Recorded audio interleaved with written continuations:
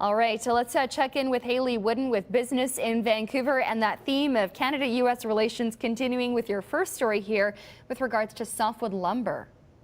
That's right. The BC Lumber Trade Council and the provincial government are launching a campaign to try and convince American consumers, policymakers, and the U.S. lumber industry that coming to a fair and equitable softwood lumber deal is really in the best interest of everyone. BC is going to argue that if tariffs or duties are imposed on Canadian imports to the U.S., that'll ultimately hurt American consumers. It'll cause U.S. house prices to spike. Arguments along those lines. Now, this could be a costly endeavor. In the 90s, the Canadian lumber industry spent tens of millions of dollars on lawyers and lobbyists. There's no word yet on what the budget will be for this campaign, but it could be costly and it could take months because it seems like there's quite a bit of ground to cover between where Canada and the U.S. are.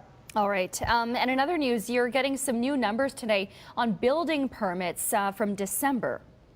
Across the board, according to Stats Canada, the number and value of building permits issued for December are down. We're seeing a 6.6% drop November to December, led by the commercial sector as well as multifamily dwellings. When we look at what's happening here in BC, we're one of the provinces that's leading the declines, also impacted by drops in the value of building permits for residential. Vancouver part of that as well. But there are some metro areas in BC that are seeing increased activity when it comes to intentions to build, Abbotsford being one of them. Victoria also up 22%.